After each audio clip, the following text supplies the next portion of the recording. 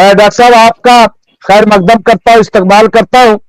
اور گفتگو آپ سے ہی اگر میں شروع کروں، یہ جو پوری آپ دیکھ رہے ہیں کہ میڈیا میں کچھ چلتا ہے اور جب تصویر سامنے آتی ہے کچھ آتی ہے. پہلے حماس کو کہا گیا کہ ختم ہو گیا، لیکن ڈاکٹر صاحب حماس آج بھی زندہ ہے اور اس حد تک زندہ ہے، اس حد تک زندہ. اور میں یہ کوئی طرفداری کی بات نہیں کر رہا ہوں کسی، بلکہ ایک جرنلسٹک جو اپروچ ہے وہ میں بتا رہا ہوں. جو رپورٹ ہے اس حد تک ہے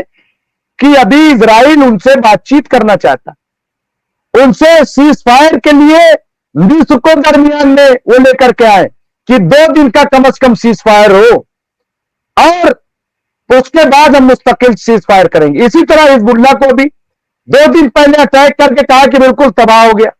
لیکن آج جب نئے سیکریٹری جنرل حزب اللہ کو ملے تو انہوں نے جو اٹیک کیا تل ابیب پہ، تو وہاں دھواں دھواں ہو گیا، دھواں دھواں. ایلات بندرگاہ ان کی تباہ ہو گئی،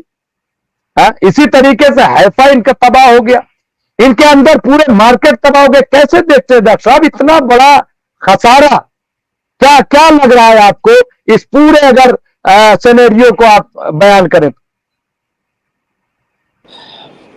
دیکھیے اصل میں یہ اگر آپ دیکھیں مقابلہ جو ہے آپ کے اسرائیل کا اور حماس کا، یا اسرائیل کا اور حزب اللہ کا مقابلہ جو ہے، وہ اس کی کوئی وہ نہیں ہے، کمپیریزن نہیں ہے. اگر آپ کریں گے، ایک طرف ٹیکنالوجی ہے، جدید ہتھیار ہے،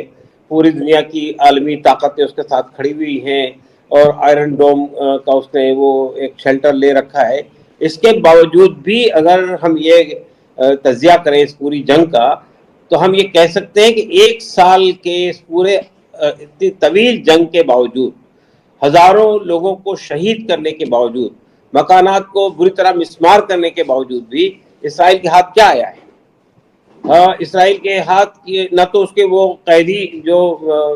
انہوں نے وہ بندک بنا رکھے ہیں وہ واپس آ سکیں، نہ یہ ابھی تک حماس کو ختم کرنے کا دعویٰ جو کر رہا تھا وہ کر سکا ہے، نہ ہی اس نے جو ہے ان کی سرنگوں کا پتہ لگایا ہے جہاں سے وہ آپریشن کرتے ہیں اپنے، اور نہ ہی یہ جو اس کے عزائم تھے کہ ہم غزہ کو خالی کرا لیں گے اور جو وہ مصر کے اندر بھیج دیں گے، نہ اس پہ اس کو کامیابی ہوئی ہے. اس کے برعکس آپ نے جو رپورٹ پیش کی ہے اس سے لگتا ہے کہ اسرائیل کو غیر معمولی نقصانات کا سامنا کرنا پڑا ہے. اس کے مارکیٹ کی پوزیشن خراب ہو گئی ہے، اس کا اکنامی تباہ ہو گئی ہے، اس کے ہاں جو ہے اس کے جو میں نے آج ایک رپورٹ پڑھی ہے کہ اس کے جو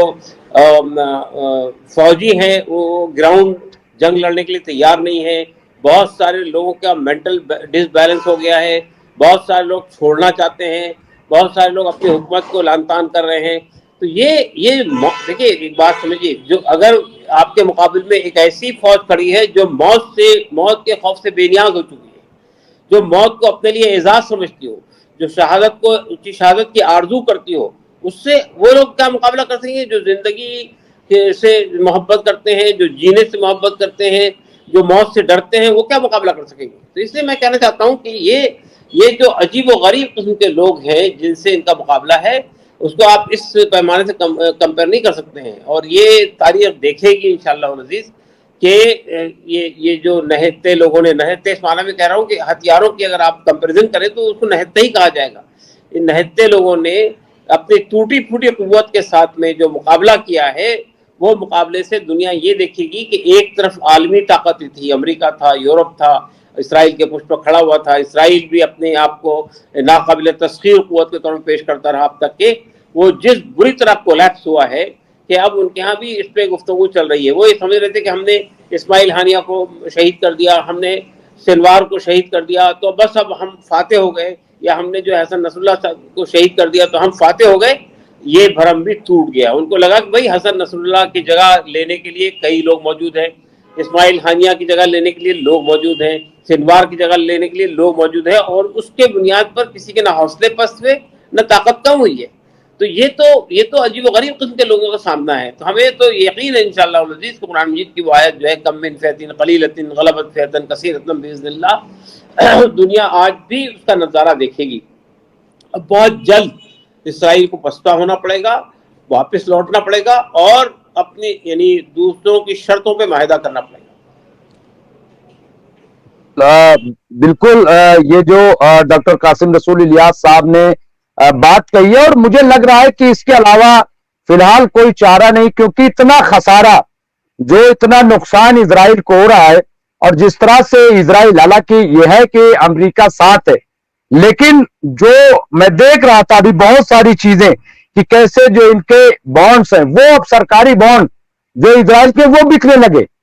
اور ان کی بڑی قیمت کم ہو گئی۔ اس کے علاوہ جو ریٹ آف انٹرسٹ ہے، جو ورلڈ بینک سے قرض لیتے ہیں، تو وہ ان کو اب زیادہ قیمت میں۔ تیسرا یہ کہ بانڈ جو لوگ خریدتے تھے، اعتماد ان کا کم ہو گیا، اور اعتماد اس لیے نہیں کہ اسرائیل واپس نہیں کرے گا، بلکہ جو ماہرین ہیں، جو تل ابیب یونیورسٹی کے پروفیسران ہیں، ان کا اکثر میں پڑھ رہا تھا، تو ان کا یہ کہنا ہے کہ دراصل یہ جو پالیسی اور جو حکمت عملی ہے اس وقت نیتن یاہو کی، اس پر یقین نہیں ہے۔ ان کو لگ رہا ہے کہ نہ جانے ابھی کتنا نقصان ہوگا اور یہ جنگ کہاں تک جائے گی یہ پتہ نہیں ہے۔ تو یہ جو چیز ہے ڈاکٹر صاحب ایک چیز میں اور پھر فضیل بھائی سے بات کروں گا کہ کیا لگ رہا ہے آپ کو کہ یہ جو ایران پہ اٹیک ہوا تھا، جس کو لوگ کہہ رہے ہیں کہ اصل میں اس نے جو ان کا نیوکلیئر میکانزم تھا اس پہ اٹیک نہیں کیا، ملٹری اس پہ نہیں کیا، تیل پہ نہیں کیا، تو یہ کیا واقعی نہیں کیا یا ڈیفنس کر لیا گیا؟ جو چیزیں اب سیٹلائٹ سے سامنے آ رہی ہیں کہ یہ حملہ تو کرنا چاہ رہے تھے اور حملہ انہوں نے کیا بھی، لیکن اسے ڈیفنس کر لیا گیا،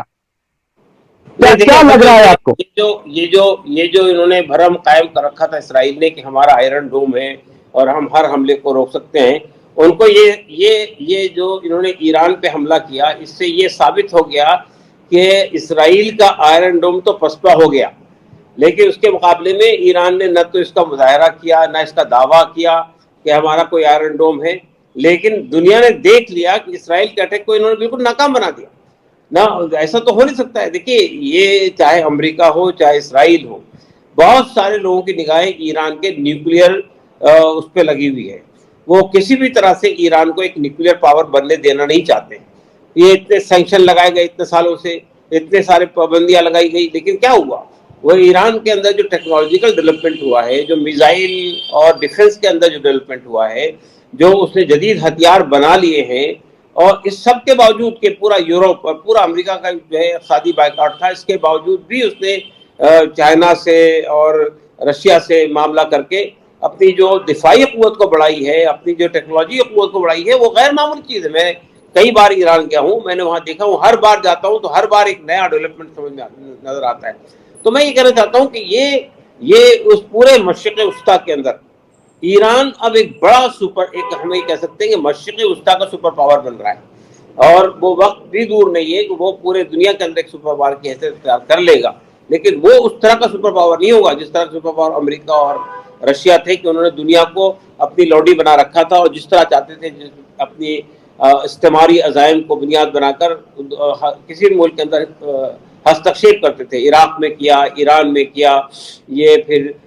یمن میں کیا، پھر جو ہے وہ آپ کے یعنی اسرائیل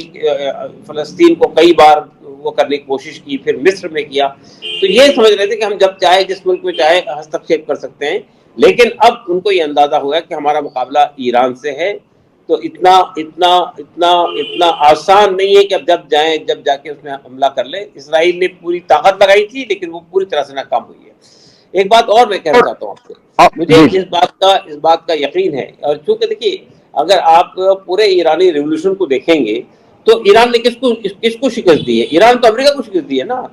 رضا شاہ پہلوی کس کا نمائندہ تھا؟ امریکہ کا نمائندہ تھا، اور امریکہ نے پوری قوت لگائی تھی کہ یہ انقلاب وہاں پہ کامیاب نہ ہو سکے۔ امام خمینی رحمۃ اللہ علیہ کے کوششوں سے جو انقلاب برپا ہوا وہاں پہ، وہ غیر معمولی انقلاب ہے۔ تو میں یہ کہنا چاہتا ہوں کہ جس طرح ایران کے یعنی ہم نے یہ دیکھا ہے کہ افغانستان نے ایک سپر پاور کو ختم کیا، یعنی جو سوویت یونین کی شکل میں ایک سپر پاور تھا اس کو ختم کیا۔ اب مجھے یقین ہے انشاءاللہ العزیز ایران کے وجہ سے ایک دوسرا بڑا سپر پاور جو امریکہ ہے، جس کو ایران نے ہمیشہ شیطان بزرگ کہا ہے، وہ بھی پاش ہو کے رہ جائے گا۔ دنیا دیکھے گی اپنی آنکھوں سے انشاءاللہ۔